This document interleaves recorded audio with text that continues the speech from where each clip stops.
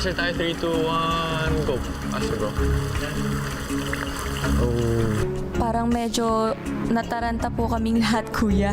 At para ang naisip na lang po namin na gawin is sumiksik po sa dulo, sa pinakadulo, kung saan yung part na wala masyado nakikitang tulo. Oh my God! Passer, passer, passer. Pampamon. Guys, use your body, ah. Use your body. Kaso yun nga po, kuya, kahit po ganun yung ginawa po namin, natuluan pa rin po talaga yung kandila po namin. Freeze. Okay lang. Oh, wala. Natuluan. Yeah. It's okay. We did our best, you guys. Dahil muling nawalan ng sindi ang isa ninyong kandila, kinakailangan ko ng isang pangalan mula sa hanay ninyo na hindi na makakatuloy at makakatulong sa inyong weekly task.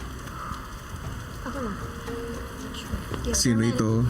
Baby, are you sure? Kuya, ang housemate po na hindi na po makakatulong sa task ay si Eliza po.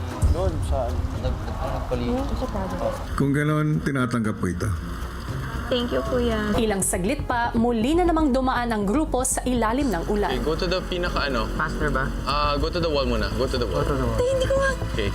Alam kung ano yun. Dikit yung candelabra sa Ganun tayo, katawan. guys. 3, 2, 1, let's go quicker.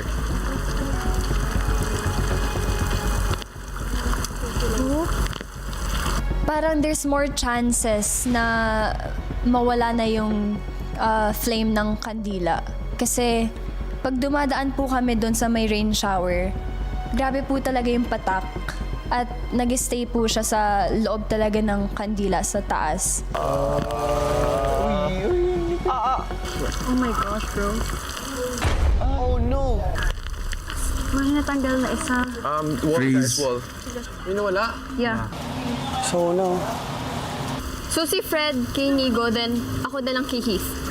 Hindi po siya naging efficient, kuya, kasi may butas po kami in between. So siguro doon po pumapasok yung patak ng ulan. Housemates, Ay, kasi hindi pala ako pwede. muli ay namatay ang sindi ng isang kandilang binubuhat ninyo. Kailangan ko muli ng isang pangalan There's also another one. mula sa housemates na hindi na magpapatuloy sa inyong weekly task.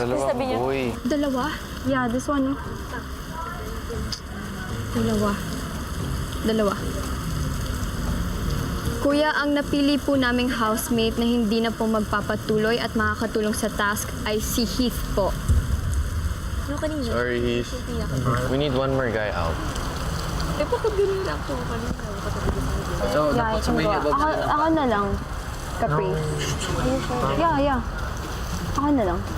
Kuya, ang napili po naming housemate na hindi na po magpapatuloy sa task ay si Waynona po, kuya. Tinatanggap ko ito. Salamat po.